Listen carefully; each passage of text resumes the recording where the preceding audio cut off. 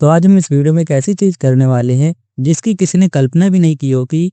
ओशो, रजनीश और जे कृष्णमूर्ति के बीच में डिबेट। और टॉपिक क्या है? गॉड, ईश्वर। और इस वीडियो में जो भी हम जानकारी दे रहे हैं उनके डिफरेंट लेक्चर्स, बुक्स का इस्तेमाल करके हम एक डिबेट प्रस्तुत करने वाले हैं। और ओशो और जे कृष्णमूर्ति दोनों ही मेरे फेवरेट हैं, तो मैं किसी का पक्षपात नहीं करने वाला, बिल्कुल न्यूट्रल रह के उनकी ही कई बात आपके सामने प्रस्तुत करने वाला हूँ। तो बड़ी ही सादगी और विनम्रता के साथ सबसे पहले ओशो शांत लेकिन उत्साहित स्वर में कहते हैं, साथियों, ईश्वर की बात करते समय सबसे पहली बात समझ लेनी यह है कि ईश्वर एक विचार है और विचार कभी सत्य नहीं हो सकते। ईश्वर उन लोगों के लिए जरूरी हो जाता है जो जीवन की वास्तविकता से डरते हैं। इंसान का मन इतना खोखला है, कल्पनाओं के सहारे खुद को तसल्ली देता है। ईश्वर इस तसल्ली का सबसे बड़ा झूठ है। मैं कहता हूँ, पहले इस झूठ से मुक्त हो जाओ, ईश्वर को त्यागो, केवल तब तुम सत्य को जान सकोगे। सत्य तुम्हारे भीतर है, बाहर कहीं नहीं। तो इस पर कृष्णमूर्ति धीरे स्वर में कहते हैं, ओशो, मैं मानता हूँ कि ईश्वर एकमात्र विचार है, लेकिन यह विचार पैदा क्यों हुआ? क्या आपने सोचा है कि इंसान ईश्वर को क्यों गढ़ता है? क्योंकि मनुष्य के भीतर डर है। वह अज्ञात से डरता है, दुख से डरता है, अकेलेपन, मृत्यु से डरता है। ईश्वर को मान लेने से वह सुरक्षित महसूस करता है, लेकिन यह सुरक्षा झूठी है।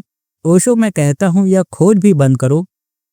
जब तुम किसी चीज को खोज करते हो तो तुम उसे पहले से ही गढ़ चुके होते हो। तुम्हारा मन एक दिशा में भागता है। तुम सत्य के करीब तब पहुंचोगे जब खोज ही खत्म हो जाएगी। ओशो मुस्कुराते हुए कहते हैं, वाह कृष्णमूर्ति, तुम्हारी बात सही है कि खोज के साथ ही कल्पना का जन्म होता है, लेकिन तुम्हारी बात अधूरी है। अगर खोज न हो तो आदमी एकदम शुष्क हो जाएगा। मैं खोज को एक खेल की तरह देखता हूँ। सत्य की खोज भी आनंदमय हो सकती है, लेकिन यह खोज भीतर की होनी चाहिए। ईश्वर को खोजना बेकार है, क्योंकि ईश्वर नहीं है। जो है वह शून्य है, और यही शून्य सब कुछ है। ध्यान के द्वारा जब तुम इस शून्य में प्रवेश करोगे तो तुम्हें आनंद की झलक मिलेगी।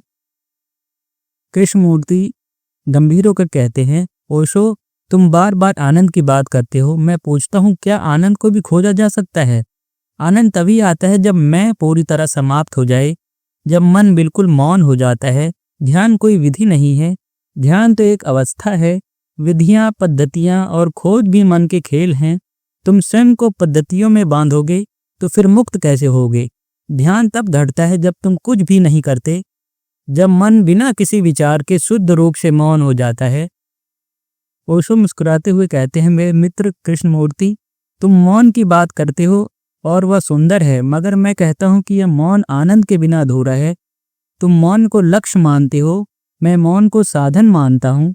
ध्यान के द्वारा जब तुम्हारा अहंकार गिर जाता है तो मौन आता है, और इस मौन में जो आनंद छलकता है वही जीवन का सार है। तुम इसे ईश्वर कह लो या शून्यता, मैं नामों में नहीं उलझता। यह सब नाम का खेल है।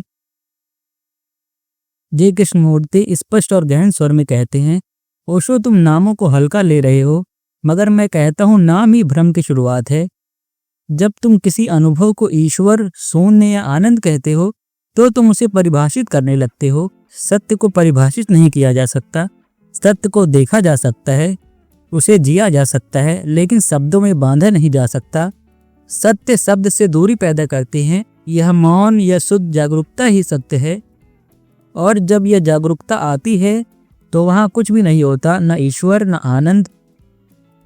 ओशो सहज स्वर में कहते, कृष्णमूर्ति, तुम्हारी बात मुझे पसंद है, और देखो, इसी को मैं उत्सव कहता हूँ।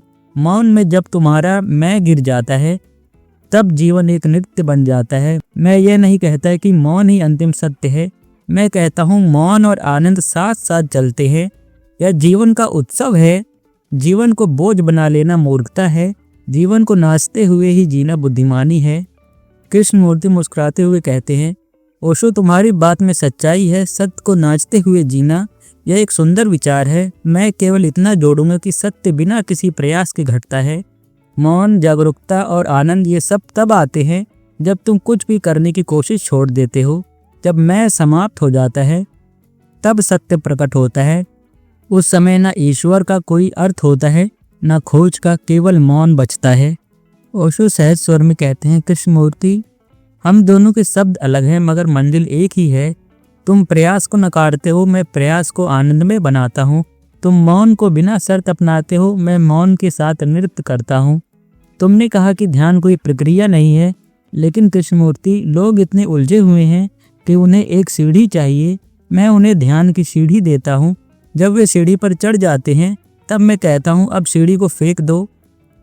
ध्यान साधन है, साध्य नहीं। आखिर में जब ध्यान गहरा होता है तब मौन आता है और तब जो आनंद की लहर उठती है वही जीवन का उत्सव है। कृष्णमूर्ति मुस्कुराते हुए कहते हैं, ओशो, मैं सहमत हूँ, लोग उलझे हुए हैं, उन्हें पहले जागरूकता लानी होगी। मगर याद रखना, सीढ़ी पर चढ़ने का खतरा है, कहीं वे सीढ़ी को ही अंतिम सत्य न मान लें। मैं सिर्फ इतना कहता हूँ कि ध्यान तब होता है जब मैं गिर जाता है और मौन ही अंतिम सत्य है। ओशो हाथ बढ़ाते हुए कहते हैं, मेरे मित्र कृष्णमूर्ति, हमारे शब्दों का नृत्य अलग है लेकिन सत्य वही है।